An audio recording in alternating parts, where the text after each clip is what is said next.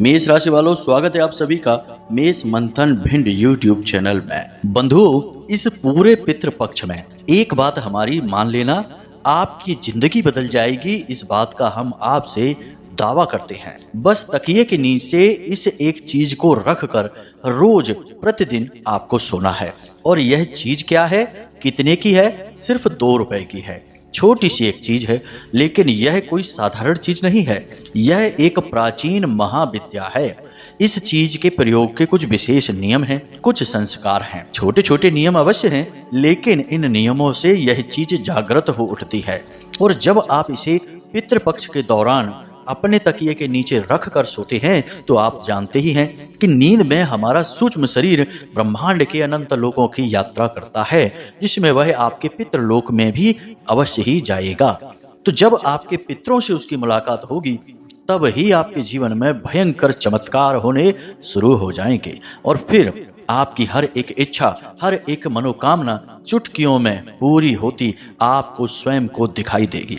बंधुओं, यकीन मानिए, यह कोई साधारण चीज नहीं है। इस चीज के बारे में अब तक आपको किसी ने भी नहीं बताया है, और हम स्वयं भी अपने इस कार्यक्रम में आपको पहली बार इस एक महाभयंकर महाप्राचीन विद्या के बारे में बताने जा रहे हैं। तो जयकारा बोलो माता रानी का, माँ भद्रकाली की जय बोलो, पितृ देवताओं की जय बोलो। बंधुओं, कभी कभी जीवन में ऐसा होता है कि इंसान लगातार जब तकलीफों से जूझता रहता है, मेहनत करता रहता है, कष्ट जीवन की समाप्त ही नहीं होते हैं, तो उसे ऐसा लगने लगता है कि अब जीवन में सिवाय कष्ट और परेशानियों के कुछ भी नहीं है। केवल उसे जीवन मिला ही इसलिए है कि वह किसी जन्म का, किसी पिछले कर्म का पाप भोगने के लिए पैदा हुआ है, और शायद इसी की सजा उसे प्राप्त हो रही है, जिससे लगातार उसके कष्ट समाप्त ही नहीं हो रहे हैं। लेकिन बंधुओं, हम आपको बता दें कि यह बात बिल्कुल भी सत्य नहीं है।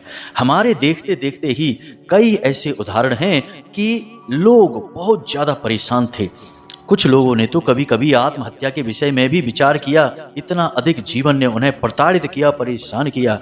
लेकिन जब उन्होंने हिम्मत नहीं हारी, ईश्वर में पूर्ण विश्वास और भरोसा किया, और कुछ छोटे छोटे उपाय जो हमने उन्हें बताए, उन्होंने अपने जीवन में करना शुरू किया, तो अचानक जब उनके पुण्य का घड़ा पूरा भर गया, तो कुछ ऐसा क्रांतिकारी और विस्फोटक उनके जीवन में हो गया कि हर तरफ से उनके जीवन में धन दौलत आनी शुरू हो गई। रिश्ते नातों में भी उनका वर्चस्व मजबूत होने लगा। हर तरफ से उनके जीवन में सुख और शांति आने लगी।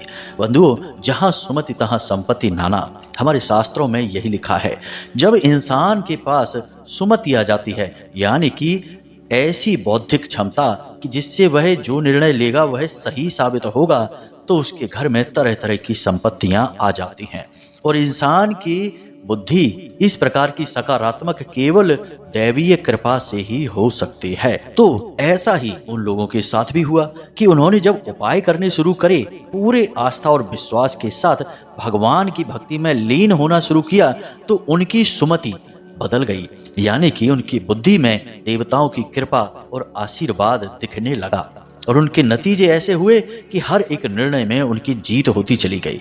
छोटे से छोटे काम की शुरुआत भी की, तो उसमें भी बहुत तरक्की हुई। तो बंधुओं, कहने का मतलब यह है कि हिम्मत कभी जीवन में हारनी नहीं चाहिए, और हर वक्त कुछ न कुछ प्रयास अपनी हार को जीत में बदलने के लिए करते रहना चाहिए। जरा भगवान श्री राम के चरित्र को याद करके तो देखिए। जब इतने सुकुमार, इतने सुकोमल राजकुमार प्रभु श्री राम को वनवास मिला होगा, तो उन्हें कितना कष्ट हुआ होगा। लेकिन इतना ही काफी नहीं था कि उनकी धर्म पत्नी हमारी माता सीता का भी अपहरण कर लिया गया। तो बेचारे कितने व्याकुल और परेशान हुए होंगे। अब अगर हिम्मत हार कर बैठ जाते, तो ना तो कभी सीता माता से उनकी भेंट ही हो पाती, और ना ही रावण जैसे महाखली, महादुष्ट, महादुरात्मा का प्राणांत ही कर पाते। तो हिम्मत हारने का कोई भी विकल्प नहीं है। अगर आपने जीवन में हिम्मत हार ली और परिस्थितियों के आगे घुटने टेक दिए, तो असल में आपने ईश्वर के विरुद्ध कार्य किया है। क्योंकि ईश्वर ने भी जब जब इस संसार में जन्म लिया है, तो उसने भी हमेशा संघर्ष को ही प्राथमिकता दी है और अंतिम सांस तक प्रयास किए हैं। तो कहने का मतलब बंधुओं यह है कि हम जो आपको इस एक चीज के बारे में बताने जा रहे हैं, आप इस एक चीज का प्रयोग करना तो शुरू करिए। उसके बाद जो नतीजे आपको मिलने शुरू होंगे उनके बारे में आप हमें बताते जाना। हम आपसे कहते हैं कि आपके जीवन में 100% चमत्कारी सकारात्मक बदलाव होंगे, और जब आपको स्वयं को नतीजे सकारात्मक दिखाई देंगे तो आप खुद ही फिर इसका प्रयोग लगातार करते रहेंगे। प्रत्यक्ष को प्रमाण क्या, हम तो जो बातें कहते हैं वे पूर्ण रूप से प्रामाणिक होती हैं, व्यवहारिक होती हैं, हमारे शास्त्रों से और पुराणों से निकाली गई होती हैं, तो हमें तो पूर्ण भरोसा होता है। बस आप इन्हें उपयोग करके देखिए और आपको भी भरोसा हो ही जाएगा। तो अब आपके मन में यह प्रश्न तो अवश्य उठ रहा है कि आखिर 2 रुपए में कौन सी ऐसी चीज आ जाएगी जिसका इतना जबरदस्त नतीजा निकलेगा, परिणाम होगा, और यदि यह चीज इतनी ही सस्ती है और इतनी ही सरल है तो फिर इसे हर कोई क्यों नहीं प्रयोग करने लगता, तो उसका भी जीवन बदल जाए। लोग क्यों कष्ट सह रहे हैं? तो बंधुओं, आपका सोचना भी बिल्कुल सही है, लेकिन यहाँ पर मूल विषय यह है कि चीज के बारे में जान लेने मात्र से कुछ नहीं हो जाता, हमें उस चीज की ऊर्जाओं को जगाना पड़ता है।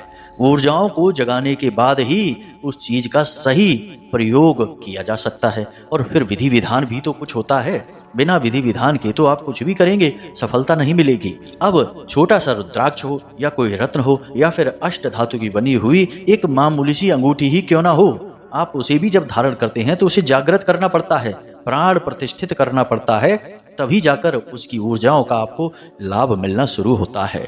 तो यूं ही चीजों को प्रयोग कर लेने से कुछ नहीं हो जाता, लेकिन अगर उनकी प्राण जागृति कर दी जाए, उनकी ऊर्जा का मंत्रों के द्वारा जागरण कर दिया जाए, तो उनका बड़ा ही क्रांतिकारी लाभ प्राप्त हो जाता है। जी हाँ बंधुओं, तो बस अब सही समय आ चुका है। यह पितृपक्ष आपके जीवन में भयंकर चमत्कारी परिणाम लेकर आने वाला है, और यह सब कुछ होगा जब आप इस एक चीज का प्रयोग करना शुरू करेंगे। इस कार्यक्रम को बनाने में हमने बहुत मेहनत की है और बहुत सोच समझकर एक एक करके चीजों को आपके लिए व्यवस्थित किया है। अब हम चाहते आपसे बस इतना है कि आप इस कार्यक्रम को अंत तक देखें, इस चीज के बारे में समझें, इसके विधि विधान को समझें। बहुत कम मेहनत लगेगी आपकी, बहुत ही कम प्रयास लगेगा, लेकिन लाभ आपको बहुत अधिक होंगे, हम इस बात की गारंटी देते हैं। अब यदि आप इसे देखेंगे, समझेंगे, जीवन में खुशियां हासिल करेंगे, तो हमें लगेगा कि हमारा प्रयास सफल हो रहा है, माता रानी के प्रति हमारी भक्ति भी सफल हो रही है, क्योंकि उन्हीं की प्रेरणा से, उनके आशीर्वाद से ही तो हम ऐसे अद्भुत कार्यक्रमों का निर्माण कर पाते हैं। तो उम्मीद करते हैं कि आप अंत तक अवश्य ठहरेंगे, इस कार्यक्रम में बताई गई जानकारी का पूरा लाभ अवश्य लेंगे और हमारी भावनाओं को भी निश्चित ही समझेंगे, क्योंकि हम जो भी कार्य करते हैं वह पवित्र भावनाओं से ही करते हैं, माता रानी को समर्पित करते हुए ही करते हैं। जी हाँ बंधुओं, तो चलिए आज के इस विशेष क्रांतिकारी कार्यक्रम की शुरुआत करते हैं, लेकिन इससे पहले हम चाहते हैं कि माता रानी को धन्यवाद करें, आभार करें, क्योंकि उनकी कृपा और आशीर्वाद के बिना तो इस संसार में कुछ भी संभव नहीं है। स्वयं शिव भी जिनके बिना सबके समान है, ऐसी हमारी परम कृपालु, परम भक्त वत्सल माता श्री भद्रकाली को याद करते हुए कमेंट बॉक्स में पूरे भक्ति भाव से लिखिए, जय माँ भद्रकाली कृपा करो। एक बार नहीं 3 बार लिखना। इसी के साथ साथ जय पितृ देवता कृपा करो, क्योंकि उन्हीं का तो यह समय चल रहा है, उनकी कृपा की भी हमें आवश्यकता है। इसी के साथ साथ बंधु, यदि आप इस चैनल कार्यक्रम पर पहली बार आए हैं तो आप इस चैनल को सब्सक्राइब अवश्य कर लें। बगल में जो सब्सक्राइब का बटन लगा है ना, उसे अभी दबा दें। ऐसा करते ही आप हमारे और माता रानी के इस दिव्य परिवार के सदस्य बन जाएंगे, सीधे धाम से जुड़ जाएंगे। और जैसे ही आप यह कार्य करेंगे, आप तुरंत यानी कल से ही अपने जीवन में सकारात्मक बदलावों की ऊर्जा को महसूस कर पाएंगे, क्योंकि आप माता रानी के परिवार के सदस्य बन चुके हैं। तो चलिए जल्दी से चैनल को सब्सक्राइब करिए, फिर आगे बढ़ते हैं। तो बंधुओं, अब ध्यान से सुनिए, यह जो पितृपक्ष है, इस पितृपक्ष में आपके जो पितृगण हैं, पुरखे पूर्वज हैं, वे स्वयं चलकर आपके पास आ रहे हैं। ऐसा उन्हें भगवान श्री हरि विष्णु ने स्वयं आशीर्वाद दिया है। और पितरों के जो देवता हैं, जिनका नाम आर्यमा है, वे स्वयं ही हर एक पितृ को उनके विशेष कुल और घर में भेजते हैं, ताकि वे अपने वंशजों के जीवन के बारे में देख सकें, उनके जीवन का आकलन कर सकें, और यदि उनके वंशज उन्हें प्रसन्न करने के लिए प्रयास कर रहे हैं तो उन्हें बरकत का आशीर्वाद दें, और यदि नहीं कर रहे हैं तो बेचारे निराश होकर लौट जाते हैं। तो कहने का मतलब यह है कि यह जो 16 दिन का पितृपक्ष है, यह आपके लिए एक सुनहरा अवसर है, जब आप अपने पितृ देवताओं से बहुत कुछ हासिल कर सकते हैं। याद रखना कि श्रीमद् भागवतम में पितरों को प्रथम गण कहा गया है, यानी कि हर एक व्यक्ति के जीवन के सबसे पहले प्रथम पूज्य देवता यदि कोई हैं तो उनके पितृ देवता ही हैं। यानी कि इस सुनहरे अवसर को आपको पूरी तरह से भुनाना है, इसे किसी भी तरीके से आपको मिस नहीं करना है। तो अब यह कार्य आप करेंगे कैसे, सोचने का विषय यह है। वैसे तो आप सामान्य क्रियाएं करेंगे ही। हमने पिछले कार्यक्रम में आपको पंचबली संस्कार के विषय में भी बताया था, उसे भी आप पितृपक्ष में एक बार अवश्य जरूर कर लेना। लेकिन आज के इस कार्यक्रम में हम जो आपको अद्भुत चमत्कारी चीज के बारे में बताने जा रहे हैं, इसे आप प्रतिदिन करें। कोई मेहनत नहीं लगनी है, केवल एक बार प्रयास करना है, उसके बाद प्रतिदिन आपको उसी प्रयास को दोहराते रहना है। तो बंधुओं, अब जरा ध्यान से सुनिए। यहाँ पर हम बात करने वाले हैं पितृ देवता से जुड़े हुए यंत्र के बारे में। अब यह यंत्र क्या होता है, जरा इसके विषय में आप समझिए। यंत्र जैसे कि मशीन को ही हम हिंदी में यंत्र कहते हैं। अब जिस प्रकार यंत्र कार्य करता है, उसी प्रकार देवी देवताओं से जुड़े हुए यंत्र भी कार्य करते हैं। हर एक देवी देवता का अपना विशेष यंत्र होता है। अब उसे हम यंत्र इसलिए कहते हैं क्योंकि उस यंत्र के अंदर एक विशेष तरीके का पैटर्न बना होता है, यानी एक आकृति बनी होती है, और उस आकृति के अनुसार उसमें कुछ विशेष अंक लिखे गए होते हैं। अब उन आकृति के अनुसार उन अंकों की ऊर्जा कुछ इस प्रकार से प्रवाहित होती है जो उस दिव्य शक्ति को आकर्षित करती है। कहने का मतलब यह है कि आपका मोबाइल फोन है, यह भी एक यंत्र है। अब मोबाइल के टावर से निकलने वाली जो तरंगे हैं, उन्हें हर एक यंत्र से नहीं पकड़ा जाता, लेकिन आपका मोबाइल फोन उन तरंगों को आसानी से पकड़ लेता है। इसीलिए आपको बिना किसी तार के कनेक्शन के यूं ही बात करने को मिल जाती है, तस्वीरें देखने को मिल जाती हैं। मोबाइल फोन में जो भी कुछ आता है वह हवा में ही तो तैर कर आता है। अब मोबाइल फोन उन्हें कैच कर लेता है, पकड़ लेता है, लेकिन यह कैसे करता है? क्योंकि मोबाइल के अंदर कुछ इस प्रकार की मशीनी व्यवस्था होती है जो उन तरंगों को पहचान कर उन्हें कैच कर लेती है और अपना काम करती है। तो ठीक इसी प्रकार जो यंत्र होते हैं, जो हमारे हिंदू धर्म में वैदिक परंपरा के अनुसार बनाए जाते हैं, इन यंत्रों के अंदर भी अंकों की, संख्याओं की कुछ ऐसी व्यवस्था यांत्रिकी बैठाई जाती है जिससे कि देवी देवताओं की ऊर्जा तुरंत खिंची चली आती है। अब हम यह नहीं कहेंगे कि देवी देवता स्वयं खींचे चले आते हैं, क्योंकि देवी देवताओं को खींचकर ला पाना इतना आसान नहीं है। यह तो लगभग असंभव सा कार्य है। सैकड़ों वर्षों का तप करने से भी देवी देवता सिर्फ प्रकट होते हैं, दर्शन देते हैं, खींचकर नहीं आते हैं। खींच कर लाना शब्द अच्छा भी नहीं लगता है किसी देवी देवता के लिए। तो हम यह कहेंगे कि उनकी ऊर्जा यहाँ तक आ जाती है। जी हाँ बंधुओं, आकर्षित होकर। तो अब जब किसी देवी देवता के विशेष यंत्र को आप किसी विशेष विधि के साथ प्रयोग करना शुरू करते हैं, तो वह देवी देवता की विशेष ऊर्जा, सकारात्मक शक्ति आपके आसपास विचरण करना शुरू कर देती है।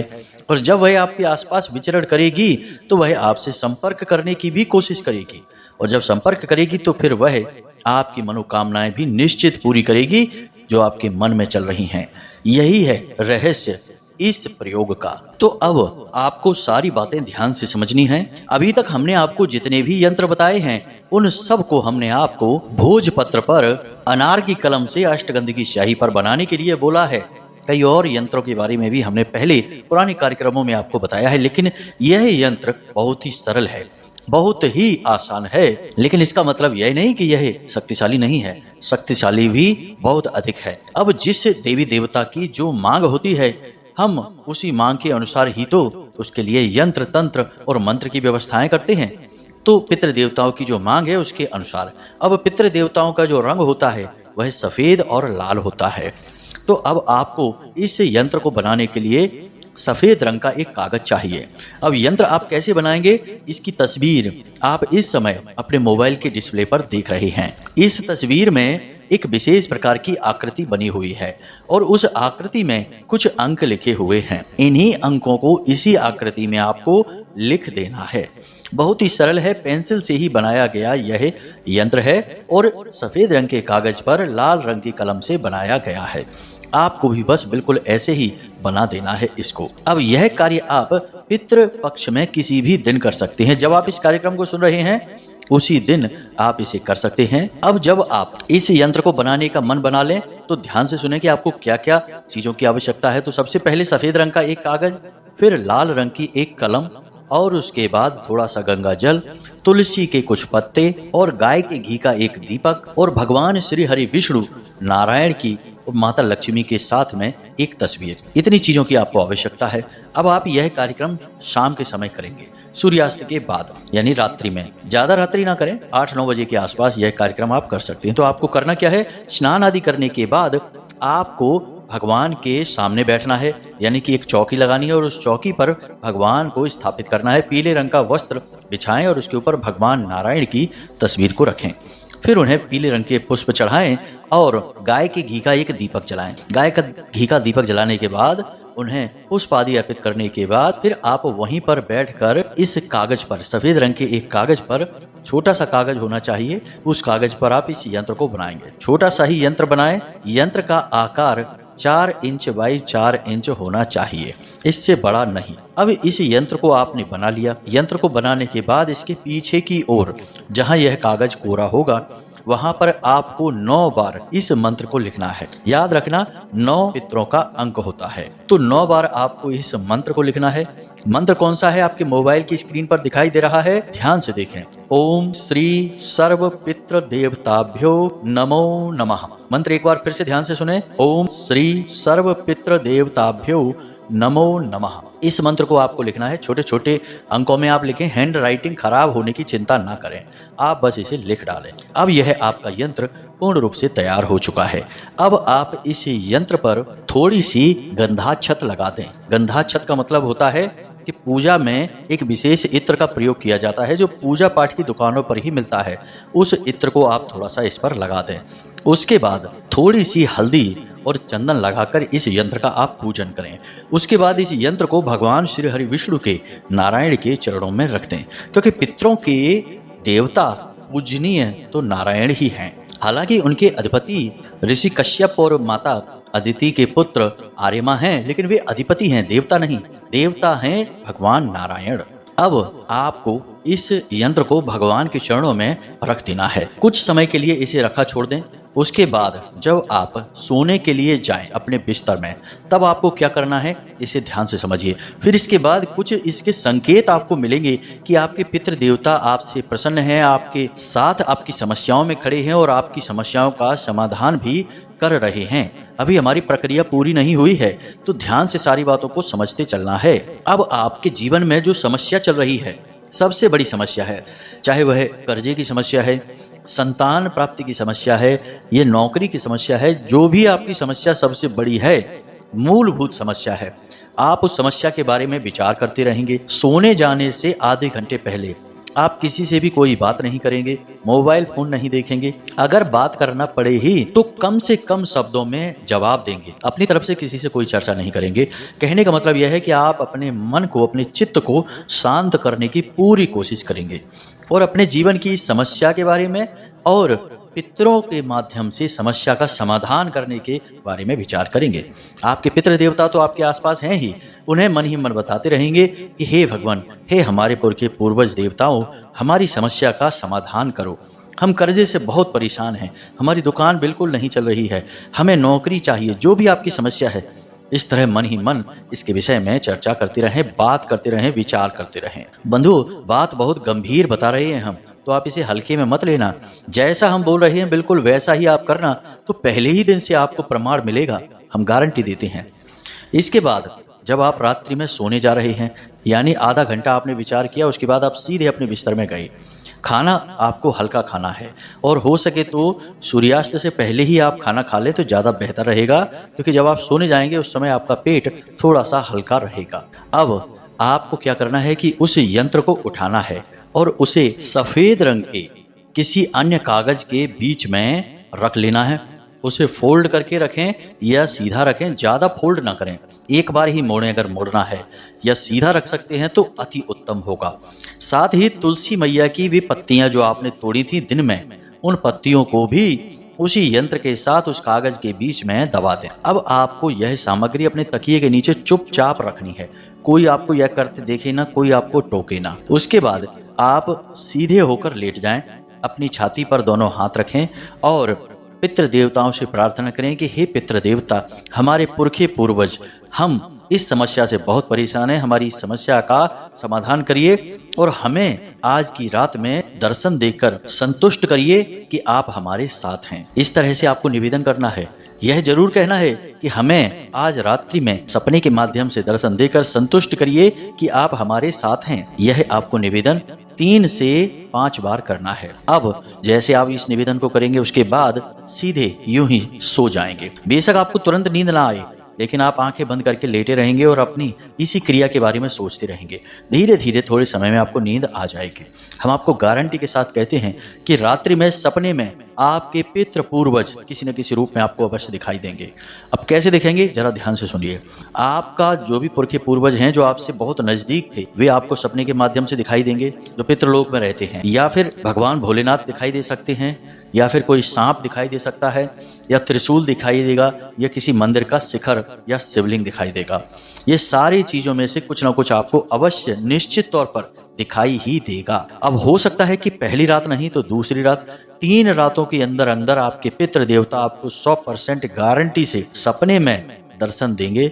और यदि पितृ देवता स्वयं दर्शन देते हैं, आपके पुरखे पूर्वज आपको स्वयं दर्शन देते हैं, तो वे आपसे बात भी करेंगे, आपको देखकर मुस्कुराएंगे भी। कई बार हमने यह भी देखा है कि कुछ लोगों के सिर पर हाथ फेरते हैं और उनसे कहते हैं कि तुम चिंता ना करो, हम तुम्हारे साथ हैं। ऐसी स्थिति में पितृ देवता पूरा साथ देते हैं और कुछ ही दिनों में पूरी समस्या जीवन की गायब हो जाती है। याद रखना कि जब आप किसी दिव्य शक्ति के संपर्क में आते हैं तो बेशक आपने कामना की है कि एक समस्या है, इसे दूर कर दो भगवान, लेकिन जब भगवान आएंगे तो एक ही समस्या का समाधान थोड़े ही करेंगे, फिर तो हर समस्या का समाधान होगा।